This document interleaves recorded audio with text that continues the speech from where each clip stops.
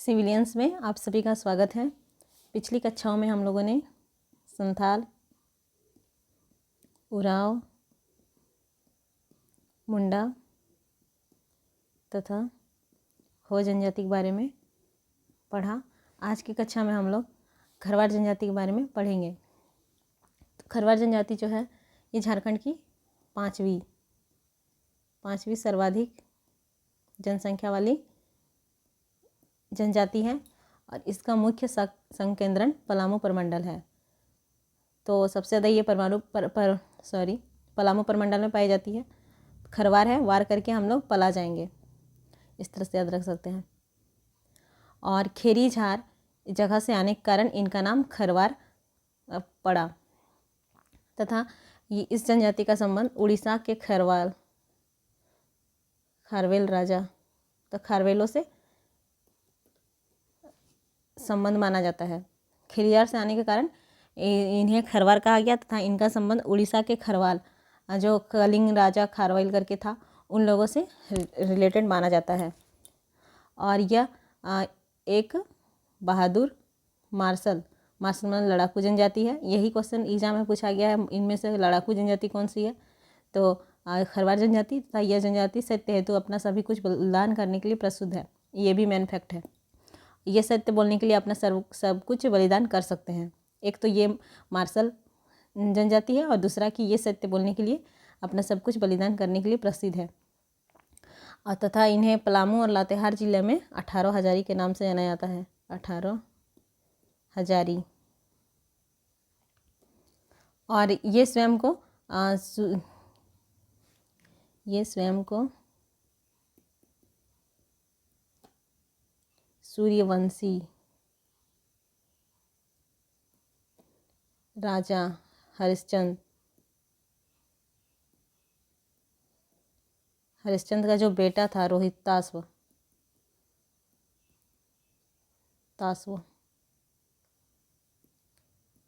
का पूर्वज मानते हैं, वंशज मानते हैं।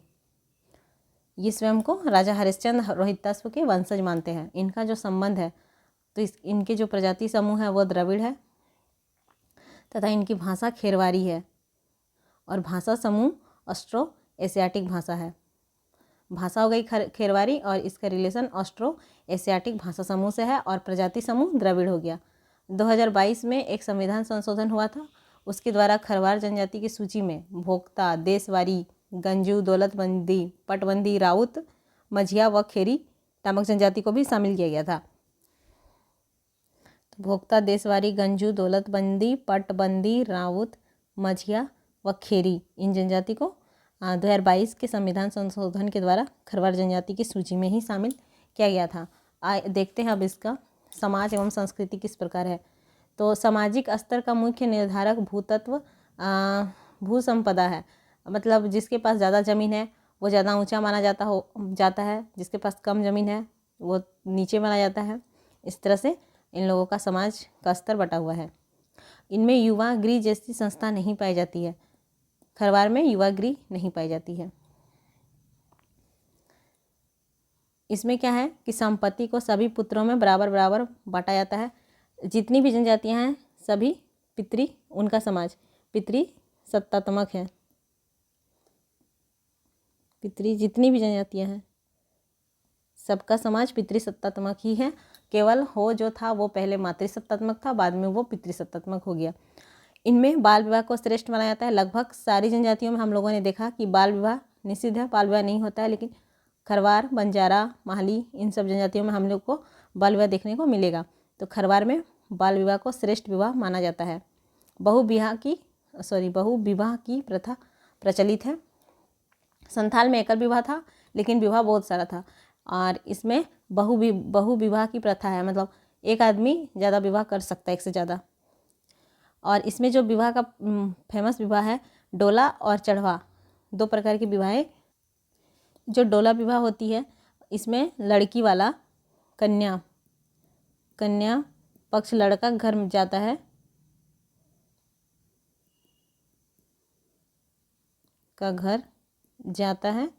और वहाँ शादी होता है। डोला विवाह में लड़की जाती है, लड़का घर वहाँ शादी होता है, लेकिन चढ़वा विवाह में लड़का आता है। तो इस तरह से आप लोग इसे याद रख सकते हैं। लड़की डोली में बैठ के लड़का घर जाती है, तब वहाँ शादी होता है। चढ़वा विवाह में लड़का घोड़ा चढ़ के आता है और किसके घर आता है, तो लड़की घर में आता है।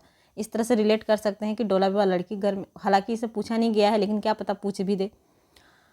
इस जनजाति में निसंतान स्त्री की बहन का विवाह, अब इसमें जो निसंतान स्त्री है, मतलब कोई भी स्त्री जिसका संतान नहीं हो रहा है, तो उसकी जो बहन है उसका शादी इस निसंतान स्त्री के पति से ही करवाया जाता है।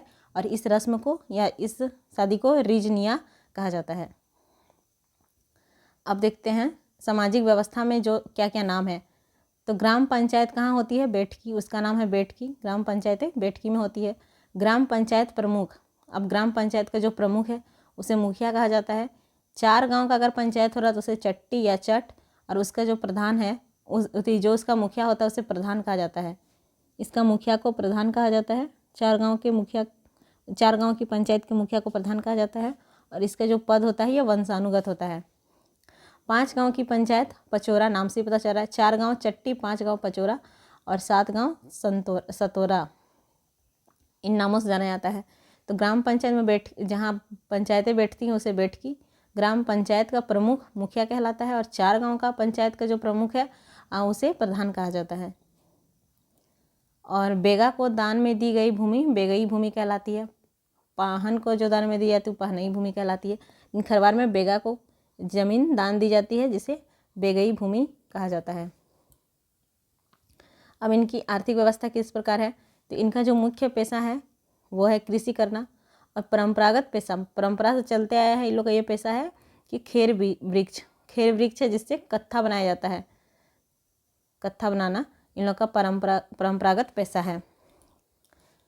और गरीब खरवार द्वारा, और जो गरीब है आर्थिक दृष्टि से जो खरवार लोग गरीब है वो बांस से टोकरी व अन्य सामान बनाकर अपना जीविकापार्जन करते हैं। अब इसके धार्मिक व्यवस्था को देख लेते हैं। प्रमुख देवता है सिंगबोंगा, लगभग सभी का सिंगबोंगा है। उराव का धर्मेश है या धर्मी।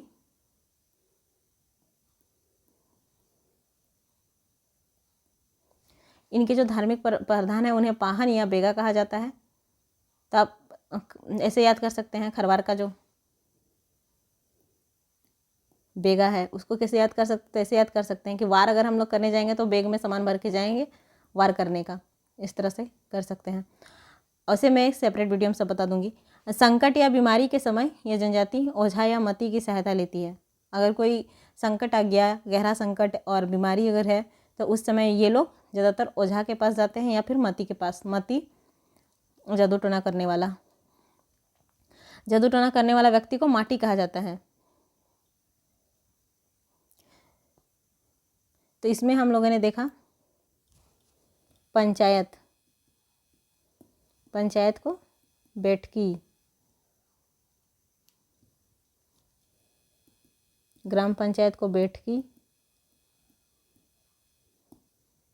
पर ग्राम पंचायत प्रमुख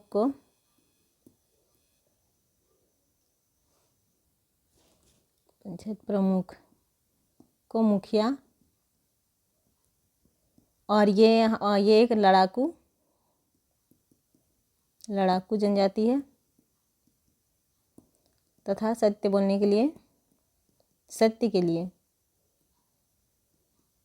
सब कुछ निछावर कर सकते हैं, सब कुछ बलिदान। क्योंकि राजा हरिश्चंद्र के वंशज ये स्वयं को राजा हरिश्चंद्र के वंशज मानते हैं और राजा हरिश्चंद्र भी सत्य बोलने के लिए जाने जाते हैं, जिस कारण से ये लोग भी सत्य बोलने के लिए कुछ भी निछावर कर सकते हैं। और इन लोगों में बाल विवाह को श्रेष्ठ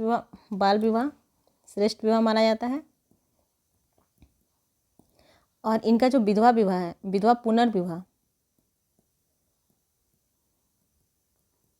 उसे सगाई बोला जाता है। और इनका मुख्य पेशा कृषि हो गया और परंपरागत पेशा कत्था बनाना।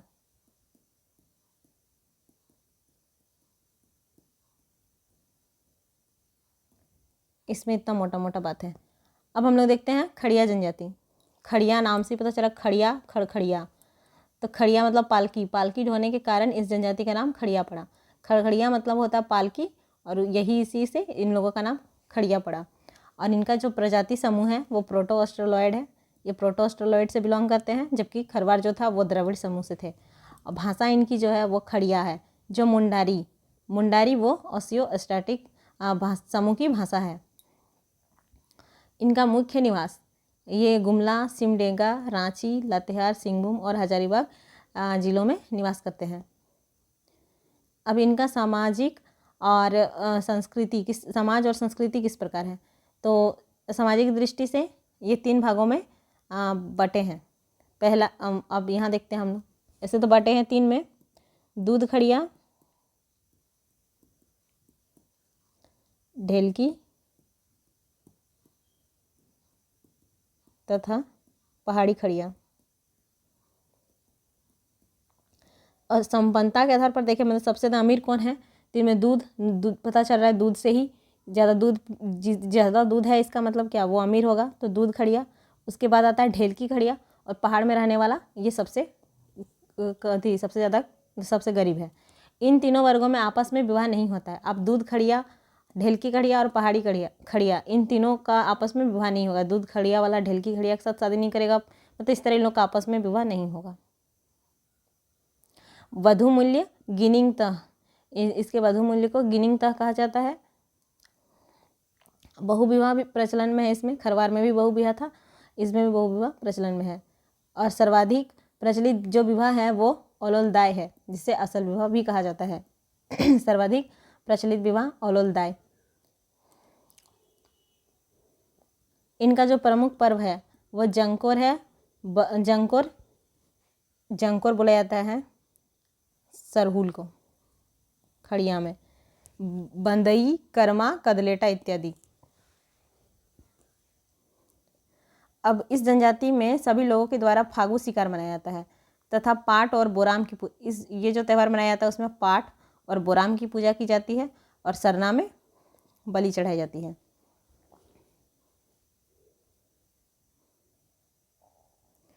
और इस जनजाति के द्वारा बीजारोपण, जब ये लोग बीज रोपते हैं उस समय एक त्यौहार मनाया जाता है जिसे बाबडी के नाम से मनाया जाता है। बीज है, यहाँ पे भी बो है, इस तरह करके रिलेट कर सकते हैं। तथा नया अन्न ग्रहण करने से पूर्व नयोदयम, यहाँ नया अन्न है नयो, या फिर धान नुआ खिया, ये मनाया जाता है। बीजारोपण के समय बाबडी और नया अन्न ग्रहण करने से पूर्व नयोदयम या धान नुआ खिया पर्व मनाया जाता है। अब देखते हैं आर्थिक व्यवस्था।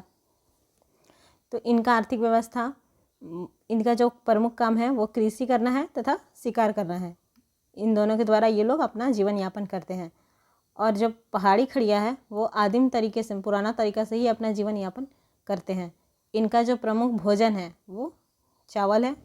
और फागो पर्व के द्वारा इनकी आर्थिक स्थिति का, एक फागो पर्व होता है जिसके द्वारा इनकी आर्थिक स्थिति का पता चलता है। सामाजिक व्यवस्था में क्या है, युवागृह गीतियो,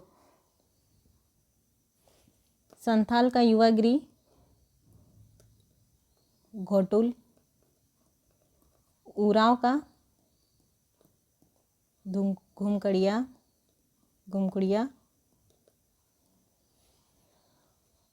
उसके बाद मुंडा का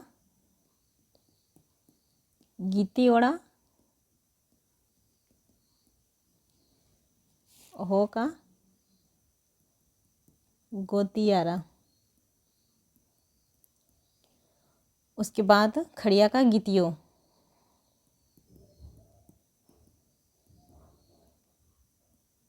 तो संत लोग घोटाला करता है, उड़ेंगे कैसे, घूम घूम के।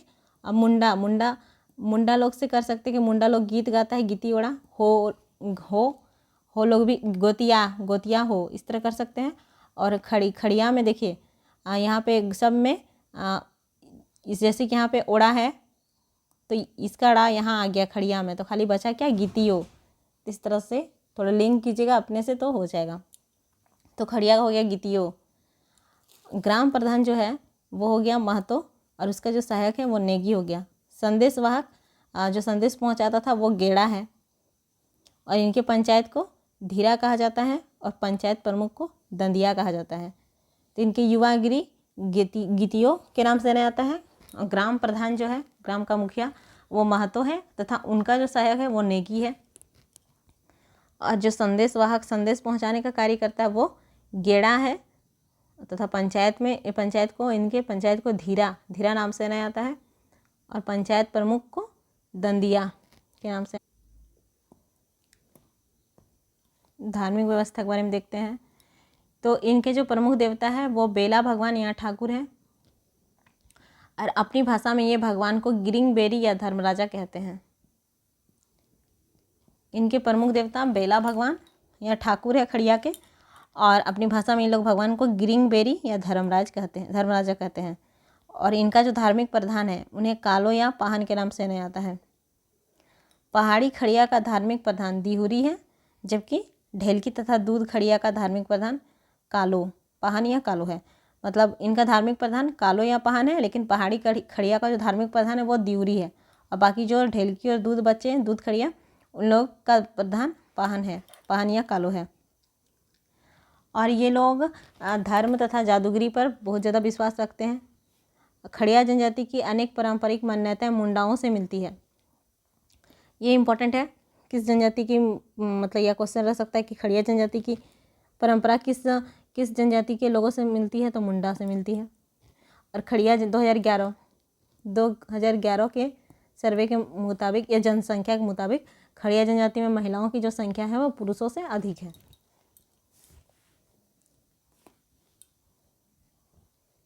तो इसमें हम लोगों ने क्या देखा, इसमें हम लोगों ने देखा कि इनके जो युवा गृह है उसको गीतियो बोला जाता है, ग्राम प्रधान को, ग्राम प्रमुख को महतो बोला जाता है, और महतो का सहायक जो है उसको नेगी बोला जाता है। उसके बाद इसमें सबसे ज़्यादा प्रचलित विवाह जो था वो अलोलदाय है, ओलोलदाय, जिसे असल विवाह भी कहा जाता है।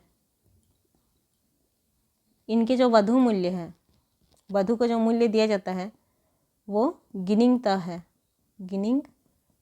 है। और इनका भाषा खड़िया है।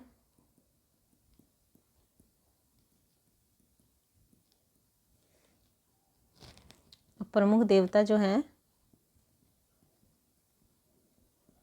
वो कौन है, तो वो बेला भगवान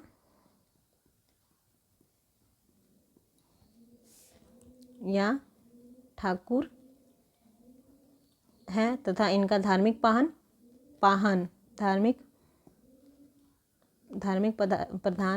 पाहन या कालो है।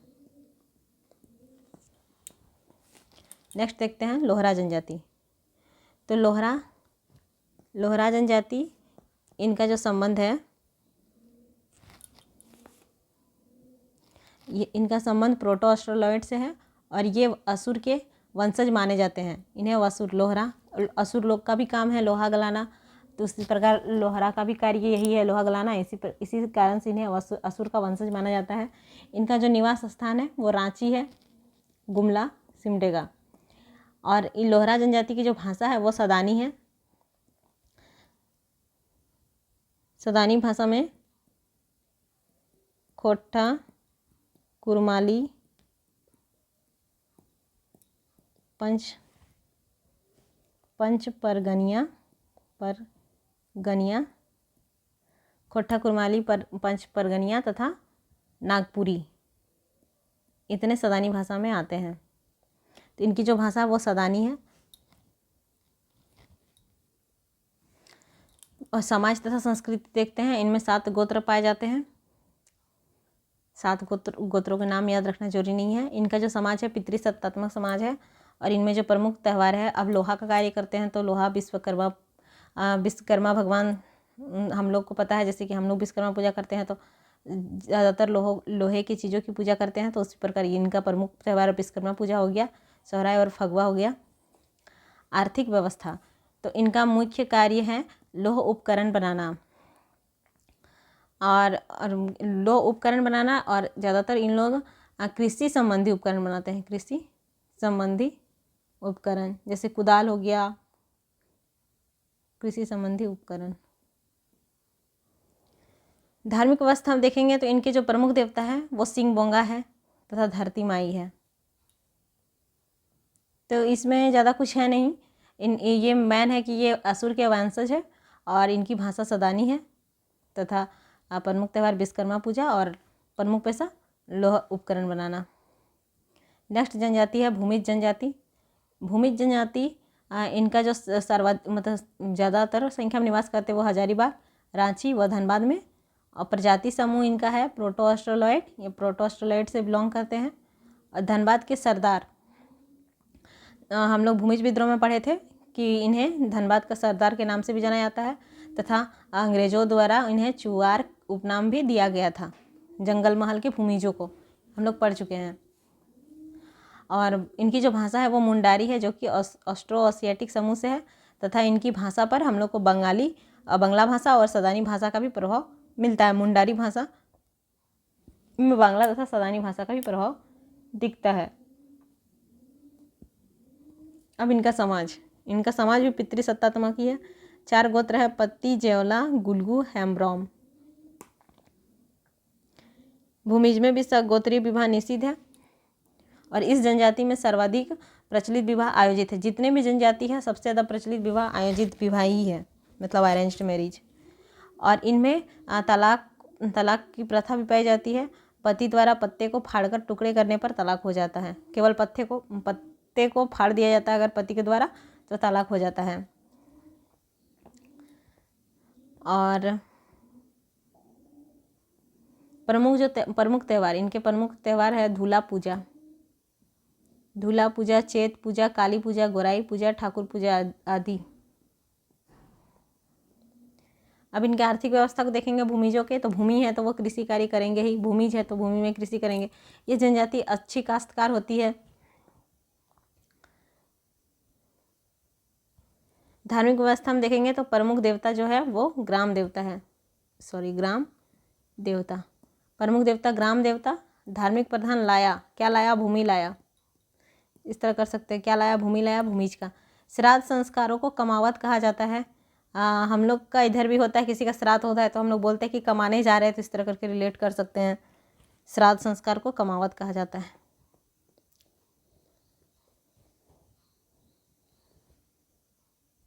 तो इसमें क्या था एक बार देख लेते हैं कि इन भूमिज को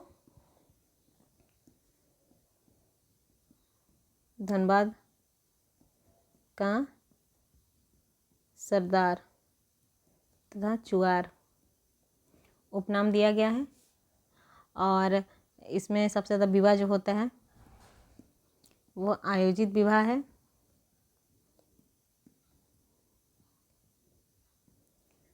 और पंचायत का मुखिया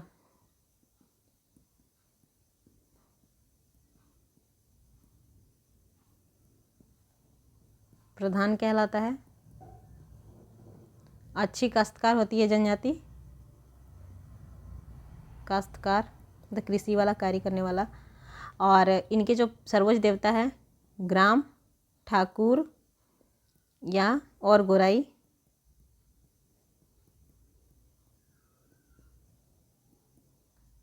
ठाकुर